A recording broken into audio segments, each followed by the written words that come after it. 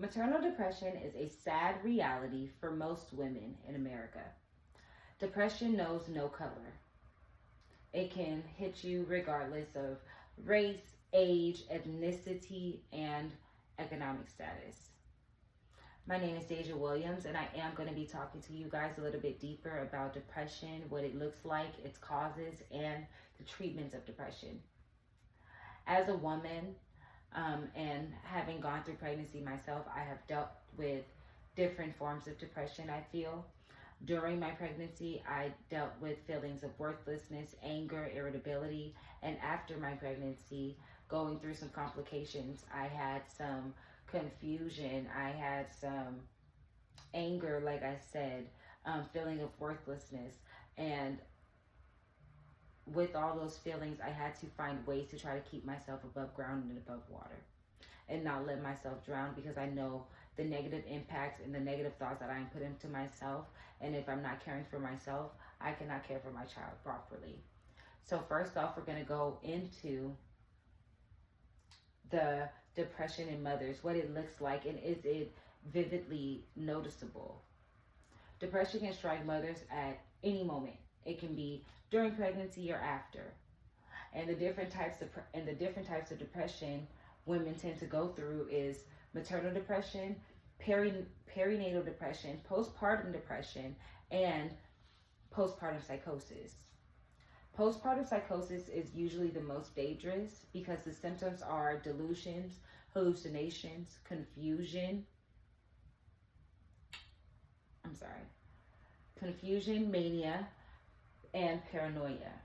And with any of these symptoms, it can be not only harmful to the mother, but also harmful to the child. So it is very important, if there are any signs of postpartum psychosis, that the woman seek help immediately. Journal of Women's Health states that 10% of mothers stated that they had symptoms of depression. These mothers are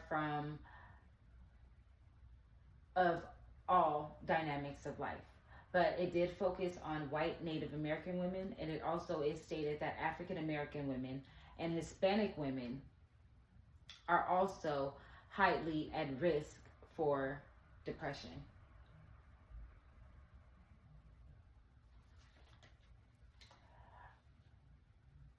Other women that may be at risk for depression are teen moms, low-income moms, moms that have low education, or mothers that have dealt with depression previously. Perinatal depression is more severe for women that have dealt with depression previously to becoming pregnant. Next, I will be explaining the causes of depression in mothers. Depression in mothers usually does not have a single cause.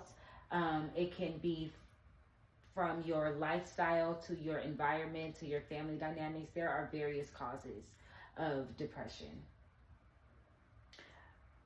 Research from the Reproductive Health states that causes are, but not limited to, lack of support during and after the pregnancy, negative family dynamics, being forced to become a single parent, and also being forced to have sexual intercourse that results in a pregnancy.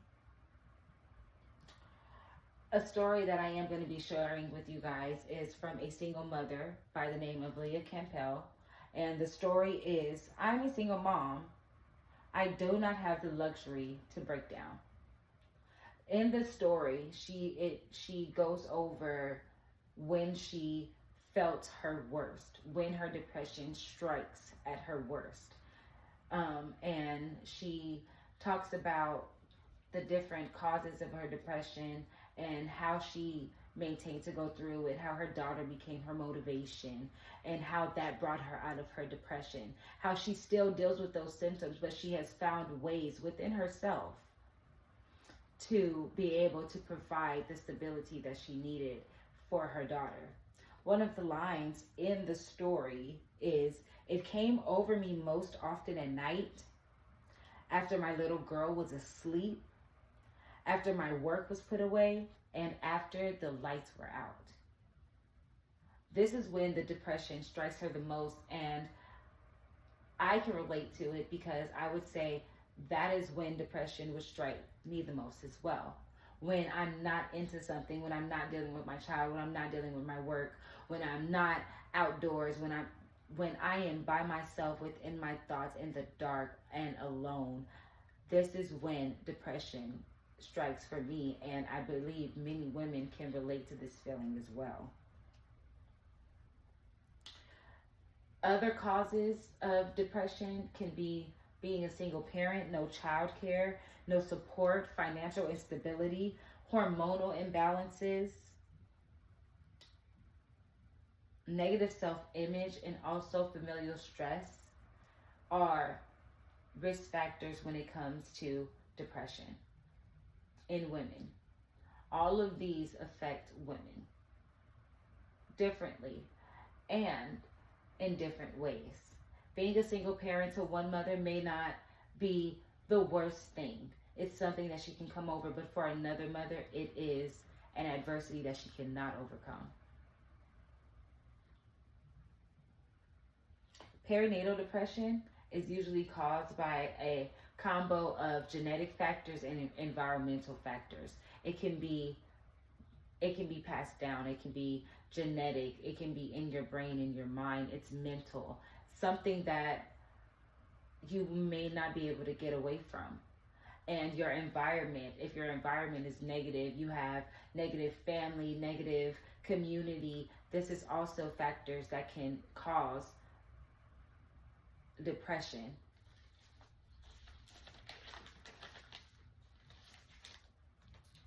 According to the HealthySafeChildren.org, risk of perinatal depression is the highest of women who previously, like I said, went through depression. Last, I would like to go over the treatments for maternal depression. There are various solutions and treatments out there for maternal depression.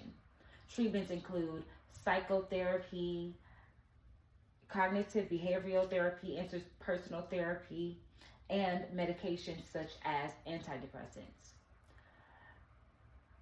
Depending on the severity of the depression is how this therapy and medication combo is related. Sometimes people need both. Sometimes people need one. It depends on the severity of your depression. But when using antidepressants during a pregnancy, most women will be very closely monitored because it can have positive and negative effects on the body and on the mind. U.S. Health and Human Services Department, Health Resources and Services Administration arranged the Maternal Health Hotline. This includes therapy, counseling, supportive community events, and more on this hotline. South Carolina and Tennessee has already extended their Medicaid package to assist women 12 months after their pregnancy if dealing with postpartum depression. If having symptoms of postpartum depression, you will receive extra help, extra government assistance. In South Carolina and Tennessee, they have changed their law. The British Medical Journaling Publishing Group stated that intensive postpartum depression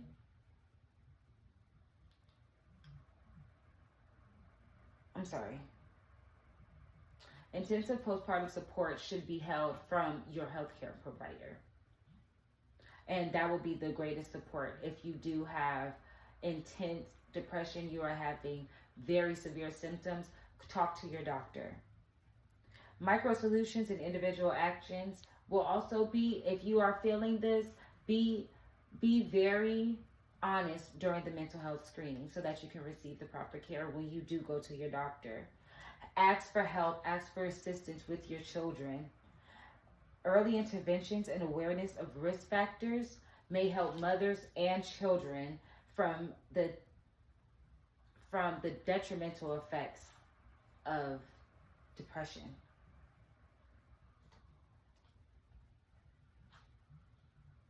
There are some objections to therapy.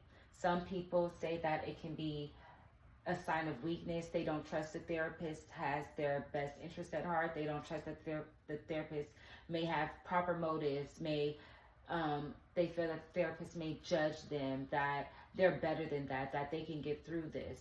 Those are some objections. There's objections to also taking antidepressants, because it can, like I said, negatively impact the body and positively impact the body in different ways. Some people feel like the antidepressants make them feel more tired, make them feel more depressed than they already are.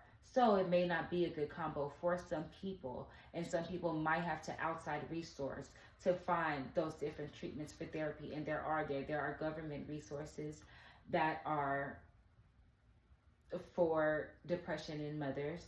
There are community resources. There are mommy and me classes so that mothers can get out there and interact with other mothers and not turn to isolation. In conclusion, maternal depression can affect all mothers. It is the severity of depression that's the difference. There are multiple causes of maternal depression that we have gone over. We have gone over being a single mother, teen mom, low education, African American mother, Hispanic mothers, our mothers that have been studied, that have been proven that they are mostly affected by depression. We've gone over several treatments, that there are government treatments. There are self-care ways that you can try to treat your depression. Having adequate support is the greatest thing that you can have when it comes to depression. Support from your peers, your family, your community, your inner circle, your outer circle. Just having that support is the best when it comes to beating depression. Having people that are aware around you and being aware of the signs yourself is also a way to beat depression. As mothers, we have to be there for our children. And we have to find ways to be, like I said, above water and not let ourselves drown. And I believe that every mother can find ways to be above water and be the best that she can be for her children. And if you are seeing any of these signs, if you are feeling the severity of depression, please seek treatment and get the help that you need. If you have a friend, a peer, a family member, a co-worker that you feel that is having negative stress, toxic stress on them, give assistance and help out. Lend a helping hand. That support can be saving not only a mother, but a child's life. Thank you.